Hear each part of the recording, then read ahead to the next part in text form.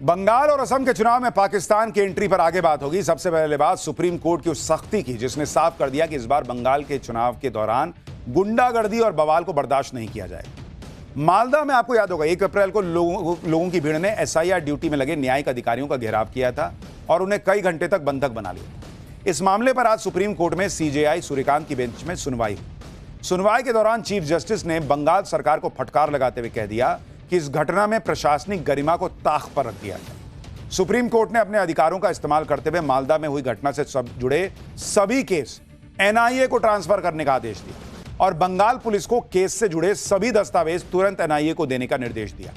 Supreme court ने मालदा की घटना को प्री प्लान्ड और मोटिवेटेड बताया और आदेश दिया कि इस केस में बंगाल पुलिस ने जिन 26 लोगों को गिरफ्तार किया है उन सभी से एनआईए को पूछताछ करनी दी जाए, भले ही वो न्यायिक हिरासत में क्यों ना भेजे गए। सुनवाई के दौरान सख्त टिप्पणी करते हुए कोर्ट ने कहा कि बंगाल में ब्यूरोक्रेसी की क्रेडिबिलिटी कम होती जा रही है और सेक्रेटेरिएट और दूसरे सरकारी दफ्तरों में राजनीतिक दखल बढ़ता जा रहा है। कोर्ट ने घटना वाले दिन कलकत्ता हाईकोर्ट के चीफ जस्टिस का फोन कॉल नहीं उठाने के लिए बंगाल के चीफ सेक्रेटरी को फटकार लगाई। कोर्ट ने फोन नहीं उठाने के लिए चीफ सेक्रेटरी से कलकत्ता हाईकोर्ट के चीफ जस्टिस से माफी मांगने के लिए कहा और कहा कि यह जिला प्रशासन की नाकामी दिखाता है। यानी सुप्रीम कोर्ट में आज फिर ममता सरकार की धज्जियां उड़ गई। सुप्रीम कोर्ट कह रहा है बॉस कि हर तरफ अंदर तक पॉलिटिक्स घुस गई है ब्यूरोक्रेसी में। यह बंगाल का हाल है बॉस। इस बीच ममता बनर्जी को एक और बहुत बड़ा झटका लगा है। आज राज्यसभा के सभापति ने टीएमसी के उस प्रस्ताव को खारिज कर दिया जिसमें मुख्य चुनाव आयुक्त ज्ञानेश कुमार के खिलाफ महाभियोग चलाने की मांग की गई थी।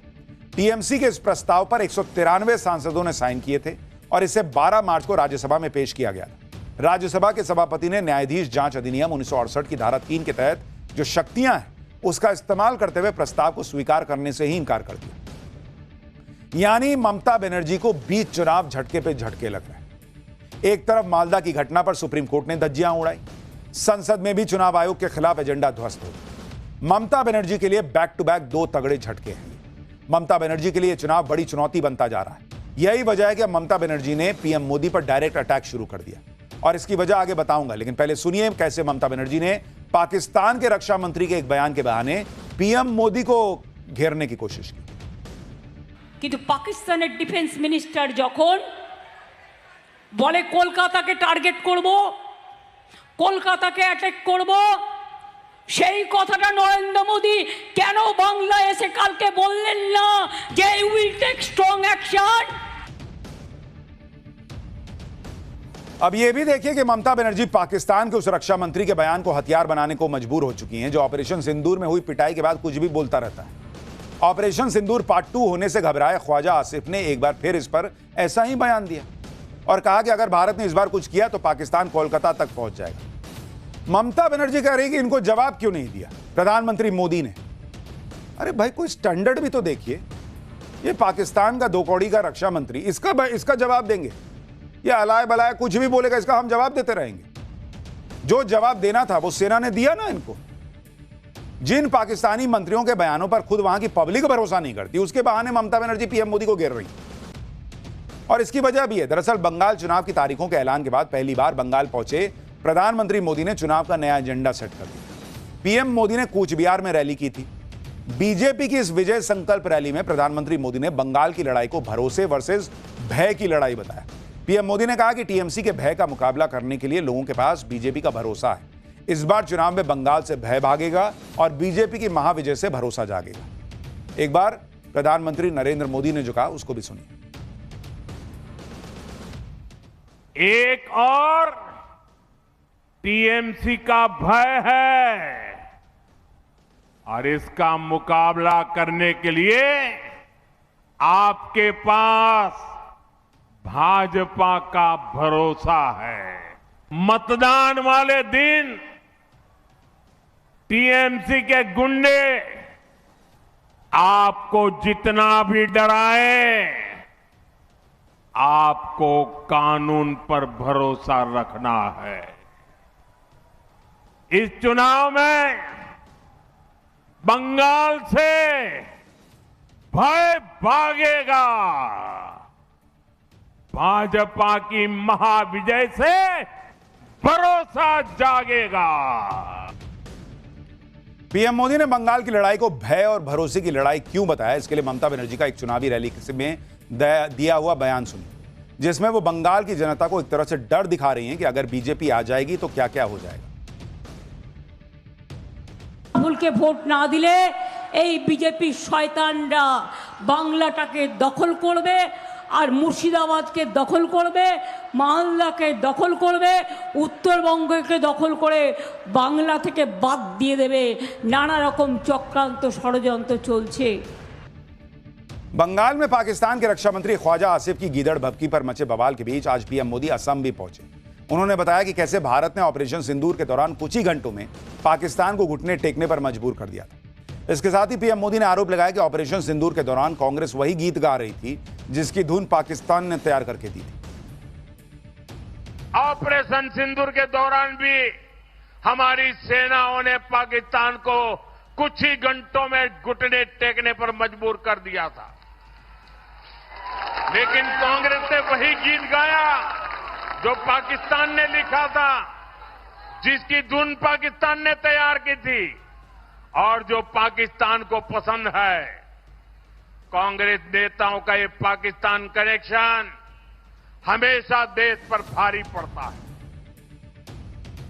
प्रधानमंत्री मोदी ने असम में पाकिस्तान को लेकर कांग्रेस को घेरा तो असम में एक अलग ही बवाल कांग्रेस और सीएम हेमंता के बीच चल रहा है। कांग्रेस नेता पवन खेड़ा ने सीएम हेमंता बिस्वा शर्मा और उनकी पत्नी पर गंभीर आरोप लगाए। इन आरोपों को सीएम हेमंता बिस्वा शर्मा ने पाकिस्तानी प्रोपेगेंडा बता दिया। पवन खेड़ा ने आरोप लगाया कि हेमंता बिस्वा शर्मा की पत्नी रिंकी भुइयां शर्मा के पास 3 देशों यूएई, एंटीगुआ, बारबुडा और मिस्र के पासपोर्ट। प्रेस कॉन्फ्रेंस के दौरान सीएम हेमंता की पत्नी के पास दुबई में 2 प्रॉपर्टी होने का भी आरोप लगाया गया। यही नहीं, यह भी आरोप लगाया गया कि अमेरिका के व्योमिंग में रिंकी भुइयां शर्मा के पास 52,000 करोड़ की सीक्रेट शेल कंपनी। आप भी सुनिए सीएम हेमंता बिस्वा शर्मा की पत्नी के पासपोर्ट पर पवन खेड़ा ने और क्या क्या कहा। कि असम के मुख्यमंत्री हेमंता बिस्वा शर्मा की धर्मपत्नी रिंकी भुइयां शर्मा के पास 1 नहीं, 2 नहीं, 3 पासपोर्ट हैं। ये जो गोल्डन कार्ड है, ये यूएई का गोल्डन कार्ड है। हेमंता बिस्वा शर्मा ने कांग्रेस के सारे आरोपों को खारिज करते हुए इसे पाकिस्तानी प्रोपेगेंडा बता दिया। सीएम हेमंता ने कहा कि पवन खेड़ा और कांग्रेस के नेता जो आरोप लगा रहे हैं वो पाकिस्तान के एक सोशल मीडिया ग्रुप में चल रही गलत जानकारी पर आधारित है। हेमंता बिस्वा शर्मा ने दावा किया कि उनकी पत्नी के खिलाफ आरोप लगाने के लिए कांग्रेस ने जिन दस्तावेजों का इस्तेमाल किया वो दस्तावेज पाकिस्तानीज इन अजमान नाम के एक पाकिस्तानी सोशल मीडिया ग्रुप से लिए गए। यही नहीं, हेमंता ने आरोप लगाया कि एक पाकिस्तानी नागरिक के खोए हुए पासपोर्ट पर उनकी पत्नी की तस्वीर एडिट करके लगा दी गई। हेमंता बिस्वा शर्मा ने यह भी दावा किया कि पाकिस्तान असम विधानसभा चुनाव को प्रभावित करने की कोशिश कर रहा है और पिछले 10 दिनों में पाकिस्तान के कम से कम 11 टीवी डिबेट्स का रुख यह था कि कांग्रेस को चुनाव जीतना चाहिए। सुनिए एक बार हेमंता बिस्वा शर्मा। हमारे सबसे जो बड़ा एलिगेशन है, भाई आप पाकिस्तानी सोशल मीडिया ग्रुप से क्यों मदद लिए?